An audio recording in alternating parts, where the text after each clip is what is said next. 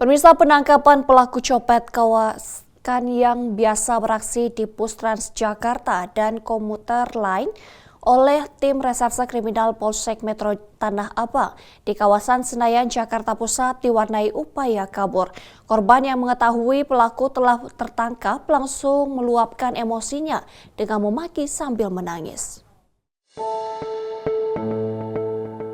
Petugas Reskrim Polsek Metro Tanah Abang menyisiri area taman penghijauan di kawasan Senayan, Jakarta Pusat dengan sasaran pelaku copet. Dua pria yang tengah asik nongkrong mendadak panik dan langsung kabur saat dihampiri. Beruntung, petugas berhasil meringkus salah satunya sebelum berhasil melarikan diri.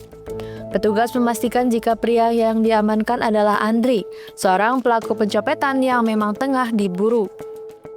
Mengetahui pelaku telah tertangkap, seorang wanita muda yang menjadi korbannya langsung mendatangi Polsek Tanah Abang. Seketika korban pun meluapkan kekesalannya dengan memaki sambil menangis.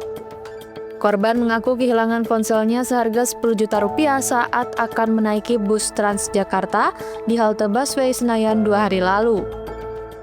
Ya saya mau tap in ke naik busway, terus handphone di saku, saya nggak sadar aja sih ya, kelalaian juga karena nggak aware dengan situasi.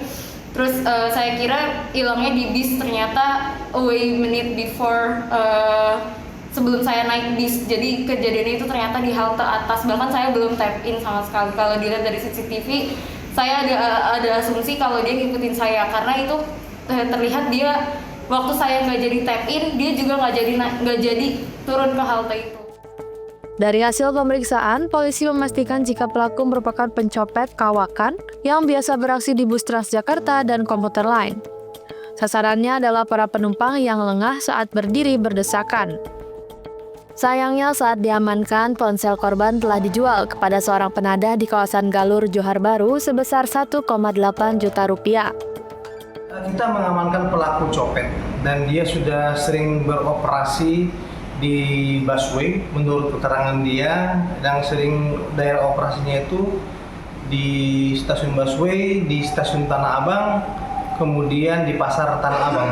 Sasarannya tentunya dia melihat kesempatan yang ada, kalau ada tas korban yang terbuka ataupun dari saku korban meletakkan HP di saku korban, modus dia seperti itu. Dia jual kepada seseorang, tentunya dia lempar ke penampungnya ada di daerah Galur.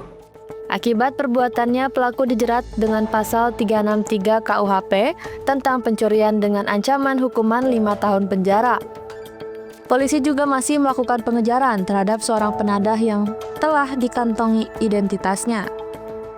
Dari Humas Polres Metro Jakarta Pusat melaporkan untuk Polri TV.